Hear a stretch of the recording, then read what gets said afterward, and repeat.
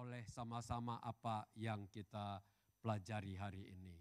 Saudara-saudara, mari kita buka ayat dari Markus 5.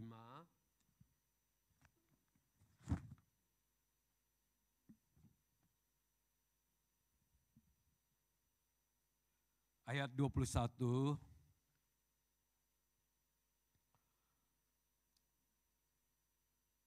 sampai ayat yang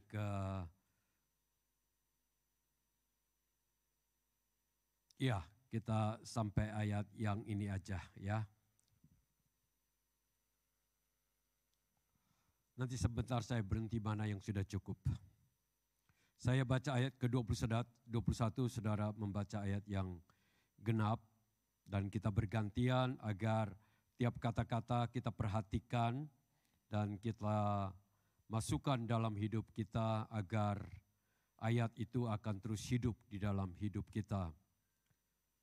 Sesudah Yesus menyeberang lagi dengan perahu, orang banyak berbondong-bondong datang lalu mengerumuni dia sedang ia berada di tepi danau. 1, 2, 3.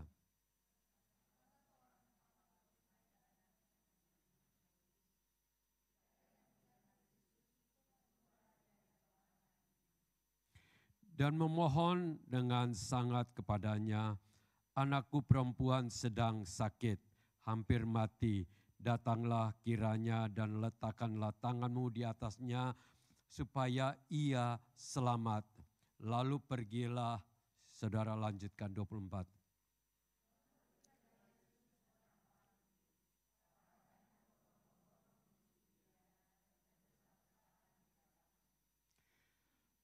Adalah di situ seorang perempuan yang sudah 12 tahun lamanya menderita pendarahan.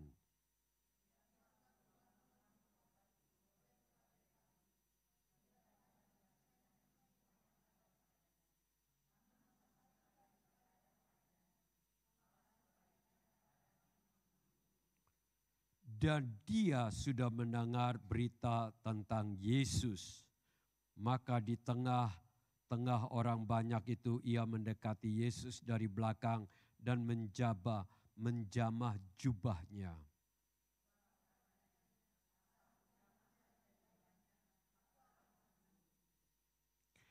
Seketika itu juga berhentilah pendarahannya dan ia merasa bahwa badannya sudah sembuh dari penyakitnya.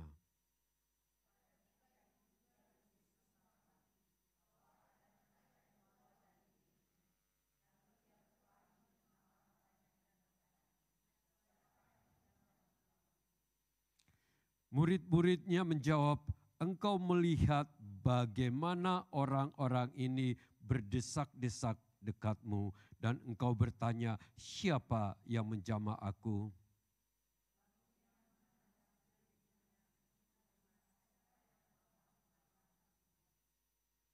Perempuan itu yang menjadi takut dan gemetar ketika mengetahui apa yang telah terjadi atas dirinya, tampil dan tersungkur di depan Yesus dengan tulus memberitahukan segala sesuatu kepadanya. Ayat 34 sama-sama. Maka katanya kepada perempuan itu, hai anakku, imanmu telah menyelamatkan engkau. Pergilah dengan selamat dan sembuhlah dari penyakitmu. Saudara-saudara, di dalam perjalanan kita mengikuti Tuhan Yesus, sejak kita terima, sejak kita menjadi pengikutnya dan kita bertobat, ada kelahiran baru dalam hidup kita. Perjalanan itu tidak semuanya itu semulus seperti kita menyetir di freeway. Ada yang namanya lemah di dalam perjalanan. Apakah saudara pernah alami itu dalam perjalanan? Apakah saudara pernah alami yang namanya kayak Tuhan kok tidak mendengar doaku, akhirnya kita mulai dingin di dalam hubungan kita dengan Tuhan. Melayani pun semangatnya berkurang. Pernahkah saudara alami itu? Saya pernah, namanya manusia. Saya mengikuti Tuhan Yesus dari tahun 70-an sampai sekarang tentu saja itu bisa terjadi. Ada kalanya bisa saja kita bisa mengalami yang namanya kasih kepada Tuhan, kehilangan kasih mula-mula itu. Saudara pernah alami? Ya, mungkin tidak semua, mungkin ada yang terus aja naik, terus mengikuti Tuhan. Tapi saya alami yang demikian. Saya juga pernah satu waktu mulai ya boleh dibilang mulai mata ini bisa melihat kepada, aduh kenapa kok orang lain hidup lebih enak dari saya, kenapa saya begini. Itu manusia ada di dalam hidup kita. Kenapa kok orang lain kok kelihatannya kayak dagang apa aja berhasil gitu ya. Kita pikiran semua, rumah mereka bisa beli rumah besar, mobil. Sebagai manusia ada pikiran-pikiran itu dalam hidup kita. Ada orang yang kelihatannya itu kayak enak sekali dia hidupnya. Dan kita yang lihat kita pikir, waduh kenapa begini dengan kita. Pertanyaan itu terjadi. Tapi karena kita pegang firman Tuhan, kita cepat berbalik dan katakan, Tuhan itu semua hanya sementara, atau itu semua hanya hal-hal duniawi dan kedagingan, dan akhirnya kita mulai berjalan lagi di dalam roh. Di dalam Alkitab itu juga Tuhan Yesus pernah menegur ada jemaat yang ada di tercatat di kitab Wahyu kedua dan ketiga dari ketujuh gereja yang ada mulai dari Efesus sampai ke Laodikia. Itu dia mencela dan dia menegur dengan tegas sekali. Dia katakan, kamu sudah kehilangan gereja kasih mula-mula jemaat Efesus. Dan dia katakan kepada jemaat di Smyrna, jemaat di Pergamus, jemaat di ini Philadelphia. Memang Philadelphia kebanyakan dia lebih banyak memuji, ya. Tuhan Yesus waktu melihat dia memuji, ya. Tapi kalau salah dia tegur. Nah, di dalam hidup kita itu banyak sekali saya lihat itu banyak yang terjadi dengan jemaat di Laodikia. Salah satu yang dia menegur sekali jemaat yang ada di kota Laodikia itu, dia katakan, kamu tidak panas, kamu tidak dingin. Ya, lebih baik kamu panas atau kamu dingin. Ya, tapi kamu ini sebenarnya suam-suam kuku. Dan karena kamu punya suam-suam kuku itu membuat aku mau memuntahkan. Memang benar, kalau kita lihat di dalam hubungan suami istri saja, kalau sudah mulai kelihatan suam-suam kuku, itu rasanya tuh nggak enak hidup ini ya. Oleh karena itu kita dengan Tuhan kita harus belajar supaya semangat dalam mengikuti Tuhan itu tidak pernah tergoncangkan atau jadi lemah. Tapi terus semangat dan berkobar-kobar dalam hati kita. Nah, saya bacakan tadi apa yang kita bacakan ini. Ini adalah salah satu yang banyak orang kurang berjalan dalam kuasa Tuhan. Kurang berjalan di dalam mujizat Tuhan. Kurang berjalan di dalam namanya apa yang Tuhan inginkan sebagai orang percaya harus menghidupinya di dalam hidup mengikuti Dia. Kadang-kadang kita hanya terfokus kepada orang Kristen harus berbuat baik. Benar, kita harus berbuat baik. Kita harus punya kasih. Kita harus memiliki karakter yang benar.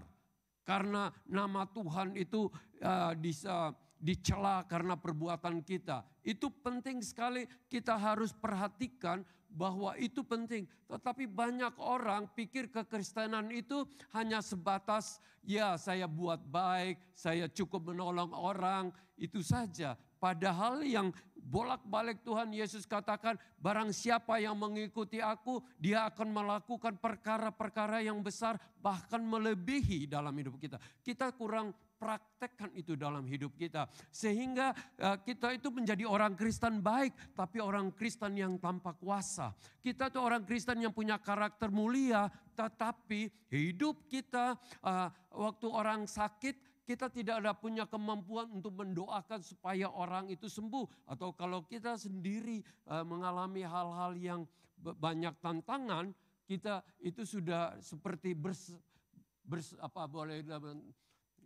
udah menyerah gitu ya. Perlu sekali. Oleh karena itu ayat-ayat ini yang kita bacakan. Yang pertama itu adalah anak Yairus.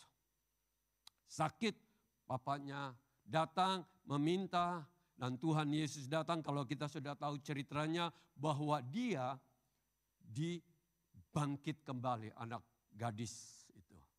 Dia dibangkitkan kembali. Ya, itu berarti Tuhan Yesus hidup dalam kuasa dari sorga dan itu dinyatakan di dalam hidupnya. Ada orang katakan bahwa itu Tuhan Yesus. Tetapi Tuhan Yesus juga katakan di Yohanes 14 ayat 12 katakan bahwa apa yang aku lakukan mereka pun akan lakukan dan akan lakukan lebih besar. Kita percaya itu, amin? Amin? Bahwa di dalam Yesus kita pun dapat melakukan perkara-perkara yang besar. Ya, bahkan lebih besar. Nah, ini masalah karena mungkin kita pernah alami hal-hal yang kita doakan tidak terjadi mujizat sehingga makin mengurangi iman kita. Jadi akhirnya pengikutan kita kepada Tuhan itu lama-lama jadi monoton. Akibat karena monoton kita tidak punya excitement di dalam ikut Tuhan itu. Ya, ada orang sakit atau kerasukan setan, bukannya kita mengusir setan itu, kita panggil pendeta yang datang. Padahal setiap kita orang percaya diberi kuasa untuk hidup di dalam kebenarannya, di dalam kuasa itu. Nah, saudara-saudara, mungkin saudara mungkin berpikir, wah ini Pak Sam berlebihan ini mungkin, ya yang penting kita sudah baik. Tidak. Memang penting kita harus baik dalam mengikuti Tuhan, harus setia, harus taat, harus ini semua. Tapi apa yang kita akan pelajari hari ini yaitu dari wanita yang sudah mengalami pendarahan 12 tahun. Dan firman Tuhan katakan bahwa dia itu sudah pergi ke tabib-tabib. Mungkin zaman sekarang agak beda, mungkin sekarang lebih modern dari zaman dulu. Tetapi dia sudah menghabiskan banyak uang. Katakanlah itu uangnya atau uang keluarganya sudah banyak habis. Bahkan di firman Tuhan katakan dia keadaannya terpuruk. Saya bukan bilang kalau kita sakit kita tidak perlu ke dokter. Kita perlu ke dokter, ya. Tetapi jangan utamakan yang itu. Utamakan dulu yang Tuhan mau di dalam hidup kita. Kalau ada sakit, berdoa dulu. Tanya Tuhan, kenapa ini terjadi atau untuk apa ini terjadi maksudnya. Dan sesudah itu tanya ke dokter mana atau ke hospital mana. Jangan semuanya secara otomatis. Ada sedikit flu langsung mikirkan, my family doctor. Ya memang di Australia mudah sekali untuk kita lakukan akibat karena free Medicare atau apa membuat kita seperti demikian. Tapi pada zamannya Tuhan Yesus bukan seperti demikian. Kalau tidak ada duit, tidak ada hidup.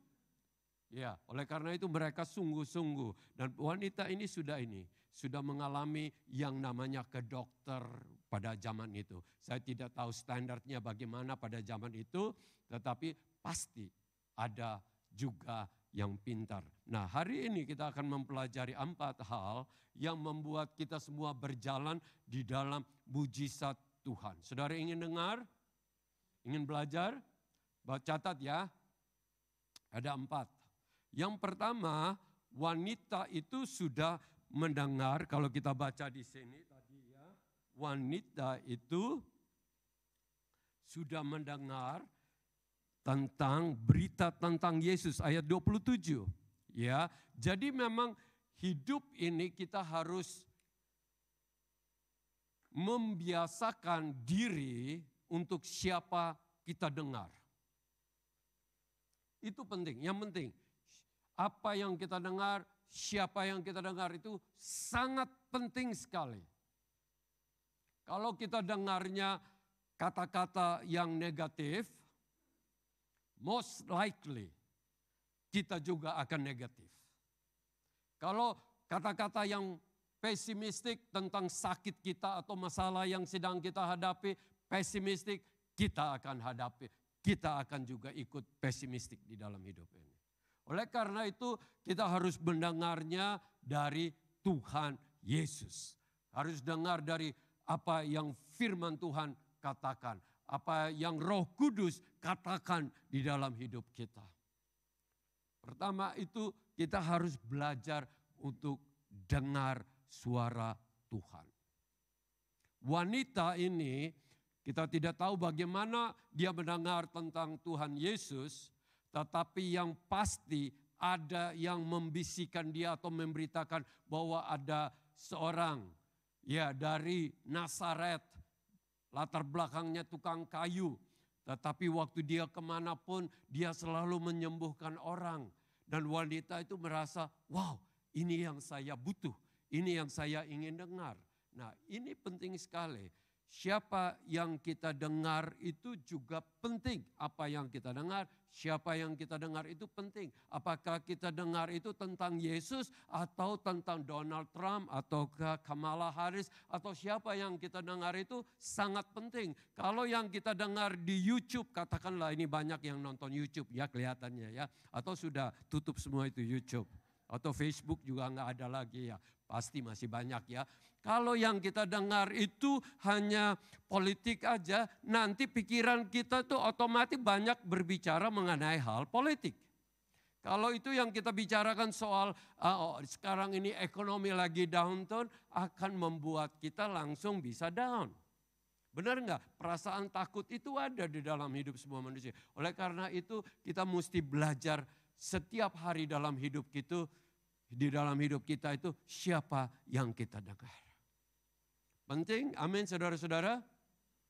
Apakah kita dengar Tuhan Yesus? Amin. Atau lebih dengar dari para pemalsu yang ada di YouTube itu yang bicaranya hanya untuk menyatakan dirinya itu banyak sekali gitu ya. Atau kita harus hati-hati. Saya terus terang bukannya bilang saya tidak lihat YouTube, tetapi saya usahakan dengar firman Tuhan atau pelajaran firman Tuhan. Dan itu pun bukan asal pendeta saja, pendeta yang terbukti bahwa dia benar, pengajarannya sesuai Alkitab dan hidupnya harus terbukti. Karena orang tuh pintar aja sekarang itu bikin segala macam. Oleh karena itu kita harus bedakan sekarang. Zaman sekarang harus kita beda mana yang benar, mana yang salah. Saudara ingat waktu murid-murid tanya tentang kapan akhir zaman itu? Jawab Tuhan Yesus tidak bilang kapan, tapi dia bilang apa? Hati-hati dengan apa? Banyak sekali pemalsuan. Guru palsu, nabi palsu di mana-mana. Oleh karena itu sangat penting sekali untuk kita hati-hati siapa yang kita dengar. Dan bagaimana kita bisa mendengarnya dengan baik kalau Alkitab kita jarang baca. Kira-kira ini benar nggak nih? Kita hanya baca pada waktu di sini aja. Kira-kira makanan rohani kita cukup atau tidak gitu. Ya, ini penting. Alkitab itu harus kita baca. Karena pada waktu kita baca itu Roh Kudus memakai apa yang sudah tercatat ini untuk berbicara kepada kita. Ingat loh, Tuhan berbicara bermacam-macam cara. Suara Tuhan bisa datang melalui suara seorang nabi, bisa dengan seorang khotbah seperti sekarang. Tetapi yang paling utama itu Tuhan berbicara itu melalui apa yang dia sudah ilhamkan melalui hamba-hambanya, rasul-rasulnya untuk menulis. Sedangkan kita kadang-kadang lebih ignore itu. Bagaimana kita bisa mendengar suara Tuhan. Dan juga yang kedua kita harus penting itu berdoa. Ya, banyak orang bilang Om Sam saya berdoa. Tapi doanya hanya menyampaikan apa yang kita mau, habis itu kita lupa apa yang kita sampai, kita pada tutup pintu sudah urusan kita lagi masing-masing. Itu sangat penting sekali. Berdoa itu harus pertama itu harus bersedia untuk Tuhan, saya sampaikan bagian saya. Tapi lebih penting apa yang engkau sampaikan kepada saya. Itu penting sekali. Karena apa yang kita sampaikan kemungkinan besar yang macam-macam yang tidak ada bergunanya kita sampaikan mungkin. Habis kita sampaikan kita lupakan.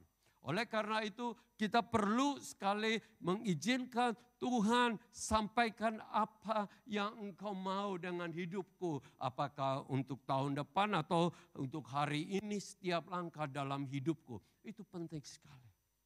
Conversation ya. Kita aja kalau ngomong dengan orang hanya kita aja yang bicara terus dia hanya itu lama-lama dia bilang ini nggak ada inilah. Benar nggak? Kalau conversation yang bagus itu belajar untuk dengar dari apa yang orang katakan. Benar nggak? Ada seorang ibu kalau kita ketemu dia kita nggak tahu apa yang kita ngomong lagi dengan dia. Karena kayak mesin itu tembakannya gitu keluar. Padahal sama Tuhan itu kita harus tenang. Dan katakan Tuhan kemuliaan-Mu saya rindu untuk Engkau nyatakan dalam hidupku, rencanamu dalam hidupku. Selalu demikian. Tuhan, apa yang Engkau inginkan itu terjadi dalam hidupku. Itu baru namanya anak-anak yang rendah hati. Benar gak? Anak-anak yang mengerti hati Bapa. Bukan selfish, Tuhan saya punya urusan harus diselesaikan. Shopping list saya harus diselesaikan. No, saya pikir sudah waktunya kita anak-anak dewasa untuk mengetahui mana yang dikehendaki oleh Tuhan dan mana yang tidak. Oleh karena itu firman Tuhan itu sangat penting. Di dalam, saya catat di sini, di Roma 10 ayat 17, ada yang ingat ya Roma ini ada 17 di sini apa? Jadi iman timbul dari pendengaran dan pendengaran oleh firman Kristus. Bagaimana iman kita bisa miliki kalau yang kita dengar 99% adalah rubbish di muka bumi ini. Apalagi dengar news itu bukannya ini ya, kebanyakan hanya itu para perusahaan media itu hanya bolak-balik atau hanya ingin supaya orang ikut dia punya klik subscribe atau melalui segala macam. Yang benar-benar utuh itu hanya satu dari Tuhan. Yang benar itu dari Tuhan. Oleh karena itu yang pertama hari ini kita semua siap, amin. Bilang Tuhan saya berikan waktu untuk Engkau lakukan apa yang Engkau mau. Apa yang saya hadapi. Saya tidak mencari manusia punya advice atau pertolongan. Saya cari Engkau lebih dulu. Kalau Tuhan mau pakai seseorang untuk menolong saya, Tuhan pakai benar-benar bukan abal-abal yang datang. Oleh karena itu saudara, penting sekali untuk hidup kita mulai hari ini. Yang pertama, firman Tuhan itu apa yang dikatakan. Karena setiap hari kita punya persoalan hidup itu bermacam-macam, beda-beda. Dan kita punya challenge dinamika hidup itu bermacam-macam. Tuhan memberikan jawabannya itu juga tepat. Tuhan Maha tahu. Tuhan lebih hebat. Benar gak? Oleh karena itu percayalah bahwa Tuhan kita itu sanggup menjawab semua kebutuhan hidup kita. Amin. Nah ini harus dihidupin dalam hidup kita. Itu yang dilakukan oleh wanita itu saat ia mendengar bahwa ada satu pribadi yang bernama Yesus sedang jalan melewati desanya atau jalannya dan dia melakukan apa yang harus ia lakukan. Dengar. Yang kedua, kita harus penting sekali. Yang di sini saya tulis apa? Izinkan firman itu bertumbuh. Izinkan firman itu bertumbuh menjadi iman. Banyak orang dengar firman tapi masuk sini keluar sini. Ya. Pernah alami itu? Masuk sini atau masuk sini keluar sini, enggak pernah sampai di otak, sampai di hidup seluruh, jarang. Ya, oleh karena itu kita perlu izinkan firman itu untuk bertumbuh di dalam hidup kita. Kita lihat ada seorang bernama Naaman. Dia waktu mendengar firman Tuhan, ya bukan firman, hanya pesan dari seorang budaknya yang menyatakan bahwa di Israel ada nabi yang bisa menyembuhkan. Dia langsung pergi ke raja, dia bilang tolong bantu saya ke sana. Ya, tolong, rajanya dia tolong. Memang dia dalam perjalanan ke sana dia salah mengerti. Dia pikir caranya dia yaitu kalau dia menghadap Nabi Elisa mungkin dijamah atau didoakan atau dikomat kambit. Dia pikir demikian, tapi hanya menyuruh dia pergi ke Sungai Yordan untuk 7 kali masuk ke Sungai Yordan.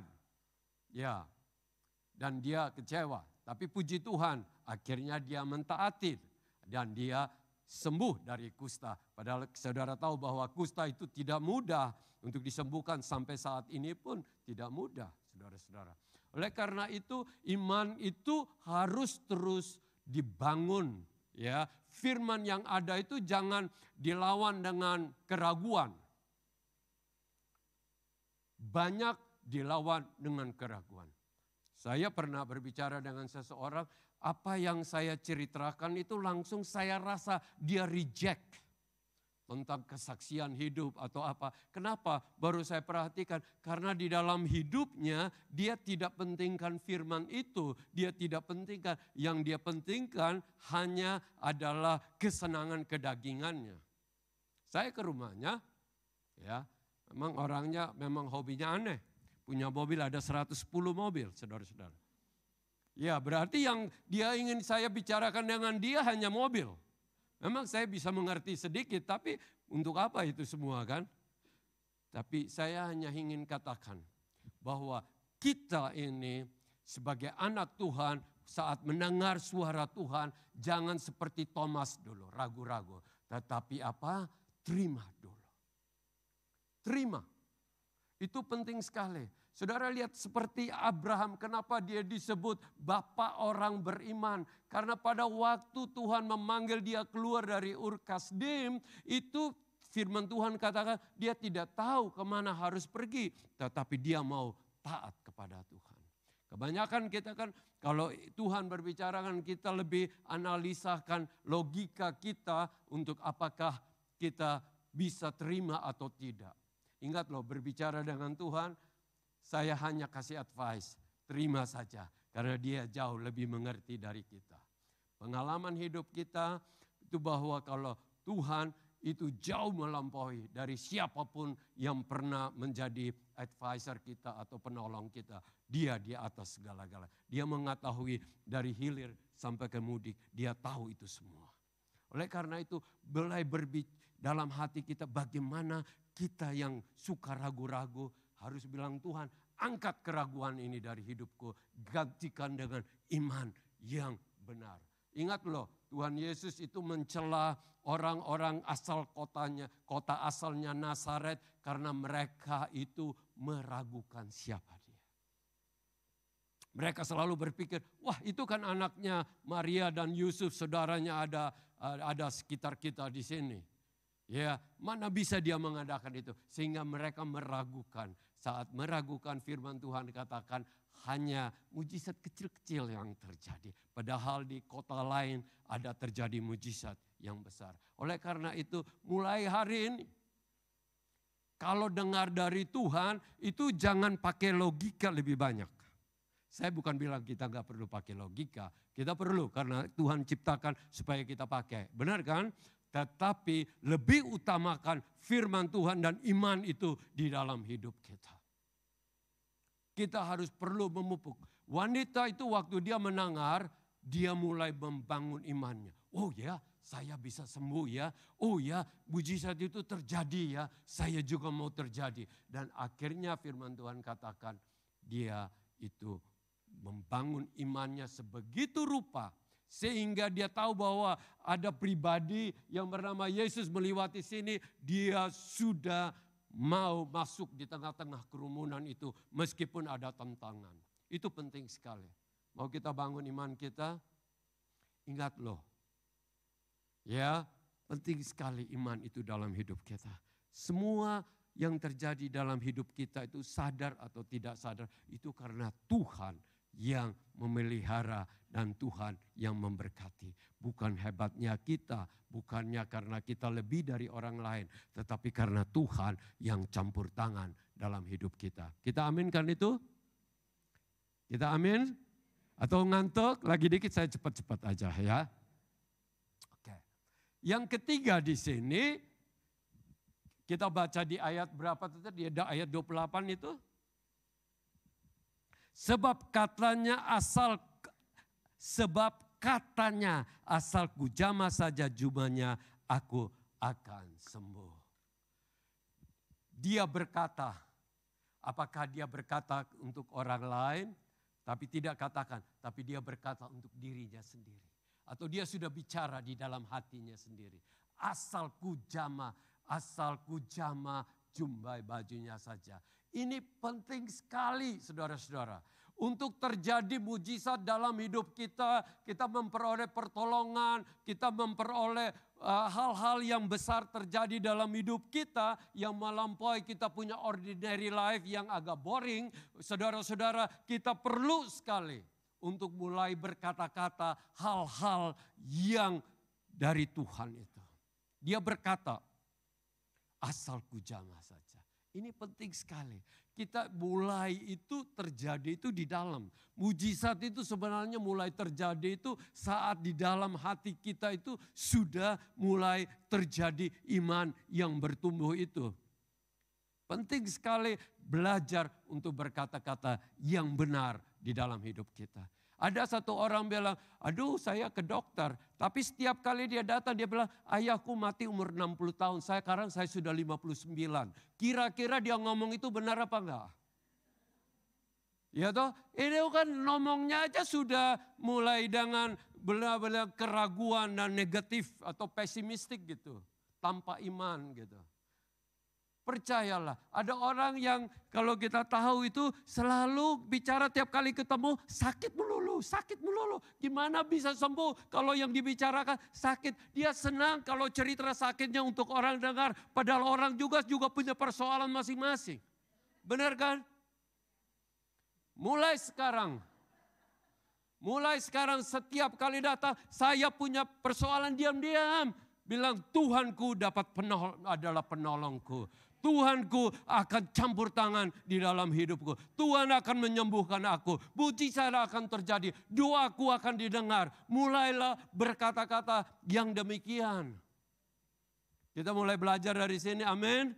Amin. Jadi kalau lain kali ada istri mulai cerita yang negatif. Mam, ayo kita bicara yang ini aja. Iman, kata-kata iman yang keluar. Benar gak? Kalau enggak bisa. Kan firman Tuhan dari kata-kata kita lah terjadi apa yang kita katakan, bukan? Iya. Nah, mulai kata-kata kita sekarang ini. Kalau suami kita kurang begitu bagus karakternya, jangan bilang pergi cerita ke saudara-saudara. Aduh, suamiku bobrok banget begitu. Tambah lama tambah bobrok. Harus katakan suamiku itu adalah the champion. Dia mungkin dia lagi, tapi satu waktu dia akan menjadi pribadi yang luar biasa. Mulai belajar gitu. Ya. Jangan. Belajar untuk berkata-kata dalam kata-kata iman. Ingat, sekarang mungkin persoalan keuangan belum selesai, mortgage ada, interestnya naik. Jangan bilang, aduh susah ya. Selalu bilang, Tuhanku berikan aku kemenangan. Tuhanku lah yang memberkatiku. Aku dapat melakukan segala perkara di dalam Dia yang menguatkan aku. Selalu itu berbicara. Itu baru namanya orang-orang beriman. Kita disebut orang beriman loh. Orang percaya itu berarti orang beriman. Padahal kadang-kadang seperti saya katakan, kita tidak sesuai kata-kata kita dengan Tuhan. Yang Tuhan inginkan. Ingat loh, kalau kita baca orang-orang yang memperoleh kemenangan, orang yang dipakai Tuhan di luar biasa, mulai dari Abraham sampai dari Henok sampai ke Yohanes, meskipun ada penderitaan, meskipun ada tantangan, mereka selalu berkata, Tuhanku ada besertaku, Tuhanku penolongku, penghiburku. Itulah mulai kita hidupin sekarang. Dan dia benar kan, dia berkata kan. Wanita itu berkata, asal ku jamah saja. Jadi yang ketiga, ya kita harus apa? Mulai biasakan hidup kita berkata-kata. Saya bukan bilang, klaim-klaim yang lebih berlebihan itu jangan. Itu ya berlebihan, lihat mobil, ada mobil Mercedes tuh. Oh, dalam nama Yesus itu punyaku. Itu namanya ini sih, ada ini sedikit ya. Jangan. Kita nggak usah yang kayak gitu. Karena ada pengajaran-pengajaran yang dulu pernah laluin itu ya. Kita tidak. Kita adalah orang-orang yang percaya dalam keadaan apapun kita terima. Ya, kalau Tuhan mau memberkati, puji Tuhan. Kalau Tuhan tidak memberkati pun tetap puji Tuhan. Itu yang Tuhan kehendaki dalam hidup kita. Yang keempat kita bisa pelajari di sini, iman itu bertindak. Iman tanpa perbuatan, tentu firman Tuhan kita sudah dengar bukan? Adalah nihil. Iya Pak Surya, benar gak Pak Surya bilang, aku cinta kepadamu Ibu Nina, tapi tidak pernah datang-datang untuk minta mau menikah dengan Nina. Berarti itu apa? Hanya gombal kan bukan ya? Benar kan? Banyak gitu kan? Ya, tapi dia benar-benar saya mau menikah, saya mau beli rumah di daerah Downside di Bangari Street. Aku lakukan itu, meskipun kerjaannya berat, tidak apa-apa. Kenapa? Karena aku mengasihi engkau. Aku mau melakukan semua untuk menyenangkan Tuhan, tapi menyenangkan engkau. Bapak-bapak gitu ngomong begitu belum sama para pria? Para pria. Sudah ngomong belum itu? Sama istri-istri. Gombal dikit gak apa-apa lah sama istri lah. Kadang-kadang ada excitementnya gitu. Kalau wajah lu terlalu ini diam-diam akhirnya kehabisan kata-kata. Mendingan aja ada lucu-lucu dikit lah. Istriku, engkaulah yang terbaik di dunia. Padahal mungkin dalam hatinya enggak terlalu. Tapi dia mau bilang gitu. Saya bukan bilang sekarang kita jadi orang munafik. Tapi kadang-kadang perkataan kita itu bisa membangun semangat dia atau lemahkan dia. Benar kan? Coba kita bilang yang lemah nanti dia sudah nggak mau masak lagi. Rasanya kamu sudah nggak ini ya. Oke. Nah kita perlu sekali. Iman itu bertindak. Jadi dia mendengar dan ada kerumunan. Ini orang-orang yang sedang menuju ke rumahnya Yairus. Iya. Dan orang zaman dulu bukan zaman sekarang. Ya. Ada apa-apa langsung berebutan untuk dengar. Karena saya datang dari Pulau Timor. Ya kami baru di sana ada satu bulan yang lalu kami ada di sana, ada pelayanan. Kalau ada dengar berita apa langsung kerumunan cepat sekali. Ya karena mereka nggak ada banyak hiburan. Ya kan, jadi kalau ada sesuatu yang baru pasti mereka liwat di situ kerumun. Nah Tuhan Yesus liwat di situ, mereka pada berkerumun datang jadi sesak. Tapi dia tidak putus asa. Ingat loh, iman yang benar, iman yang timbul dari pendengaran akan Tuhan dan benar-benar sudah berkata dalam hatinya, dia terobosan aja. Berapa kali kita dalam hidup ini kalau ada tantangan langsung kita sudah mundur. Itu kan tantangan waktu mau jamah jubahnya saja tapi sudah manusia begitu padat bukan? Tapi dia paksa, dia diorang asal ku jamah. Dan benar pada waktu dia jamah dia sembuh. Nah sekarang pertanyaannya, Tuhan Yesus sampaikan kepada murid, mungkin yang dekat itu pada waktu itu Petrus ya. Kok ada yang jamah saya? Petrus pakai logikanya, loh ini banyak orang begini masa kamu tanya siapa yang jamah kamu? Benar kan?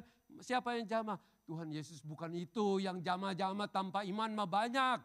Yang benar-benar waktu menjamah ada kuasa yang mengalir dariku sehingga dia memperoleh kuasa itu. Dan benar. Wanita itu dengan namanya begitu dia gemetar, takut. Apakah dia pikir dia akan dihukum atau apa, dia takut ya. Karena ini pengalaman dalam hidup dia, dia langsung datang bilang, aku. Dan dia menceritakan dengan tulus ikhlas apa yang terjadi. Bahwa selama ini aku sudah mengobati pendarahanku selama 12 tahun. Tapi tidak ada kesembuhan. Tidak ada pertolongan, bahkan keadaanku makin terpuruk. Mungkin lemah lihat ini, tapi hari ini saya rasakan ada kuasa yang mengalir. Dan saat ini saya sembuh. Saya percaya Tuhan sudah sediakan banyak mujizat dalam hidup kita. Amin. Apa yang kita doakan, kita percaya bahwa Tuhan sanggup bekerja. Jangan dimulai dengan keraguan. Jangan dimulai dari hanya dengar dokter yang katakan bahwa ini penyakit tidak sembuh. Saya pernah alami, saudara. Ya, saya punya, mungkin saudara mungkin sudah 10 tahun terakhir, ini enggak lagi. Saya pernah kira-kira tahun 2010 sampai 2015, hidung saya itu kena makan terasi dikit atau chili sedikit, langsung merah hidungnya. Sampai berapa kali saya berkhotbah dengan hidung merah, ada yang panggil itu kayak Pinocchio hidung merah. It's okay. Tapi waktu saya pergi ke dokter kulit, dia bilang, oh itu kamu sakit rosacea. Itu kamu punya kulit itu menipis hidung kulit. Jadi sama seperti orang barat punya kulit. Jadi kalau lihat orang barat hidung merah gitu, Bill Clinton atau siapa, itu karena kulitnya menipis. Jadi itu juga tidak bisa sembuh lagi karena itu sudah menipis. Saudara, saya coba bermacam-macam, tidak sembuh. Tapi satu waktu saya berdoa, Tuhan tolong. Pas ada TV yang bilang bahwa sakit yang namanya rosacea itu ada obatnya, bisa sembuh. Dan saya langsung catat, saya pergi ke dokter, saya bilang minta resepnya. Karena dokter juga tidak tahu, saya belum pernah dengar obat ini. Saya bilang mungkin juga kamu belum pernah dengar karena ini masih baru. Tapi dia cari di buku yang tebal itu akhirnya bisa kasih resep. Saya pergi beli, hanya dalam seminggu lebih hilang sama sekali dan sembuh. Ya, tentu saya percaya itu ada obat. Tetapi saya juga percaya Tuhan yang menuntun saya untuk bisa ini semua. Amin. Kemuliaan hanya untuk Tuhan. Jangan pikir bahwa kita hidup ini tidak terjadi hal-hal. Beberapa mungkin setahun yang lalu saya sedang berjalan di Chatswood. Kan ada pohon-pohon, hari ini saya lihat banyak pohon yang ranting-rantingnya jatuh ya. Saya tadi nyetir berapa kali saya harus menghindar. Itu saudara, waktu saya sedang jalan di pinggir jalan di trotoar, tahu-tahu dari atas itu ada ini saja. Ada apa? Ya, ranting, tapi rantingnya ini cukup besar. Sekitar besar begini. Jatuh.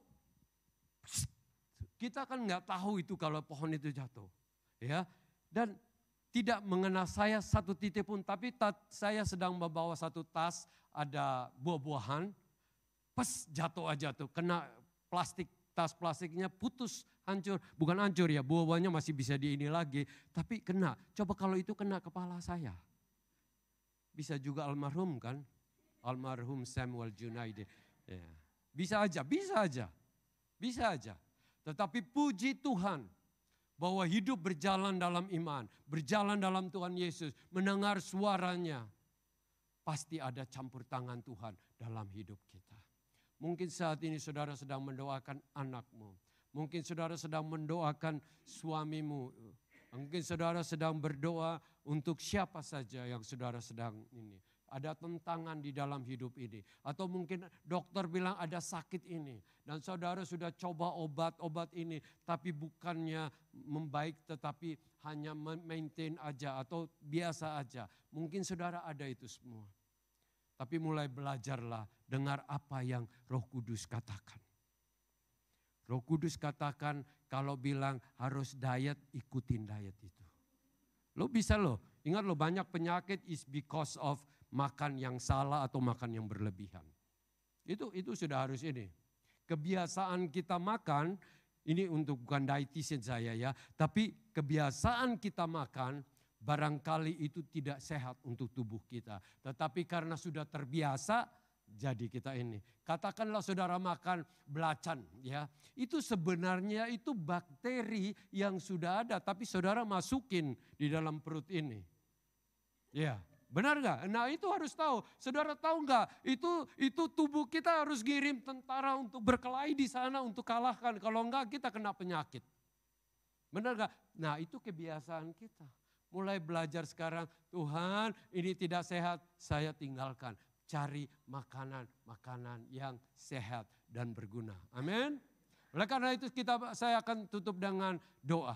Tetapi sebelumnya saya hanya minta sekali lagi, belajar dengar suara Tuhan. Tuhan selalu berbicara. Tuhan hidup. Tuhan mampu. Tuhan dia kuasanya jauh lebih siapapun. Karena alam semesta ini dia dengan sepatah kata dia dapat menciptakan dari yang tidak ada menjadi ada. Amin. Yang kedua, bangun iman itu tiap hari dalam hidup ini. Dengan hal kecil, bangun terus, bangun. Jangan menaruh logika lebih besar dalam hidup kita atau keraguan dalam hidup kita, tapi bangun iman. Karena orang percaya hidup dari iman dan berjalan dalam iman. Yang ketiga saya ulangi lagi, mulai perkataan kita itu bukti kita percaya atau kita ragu. Kalau kita katakan bahwa Tuhanku akan memeliharaku, Tuhanku akan menyertaiku, Tuhanku akan memulihkan aku, nyanyi terus itu. Dan yang keempat, jangan hanya sampai berbicara saja, tapi sampai kepada apa? Lakukan, bertindak dalam hidup kita. Mari kita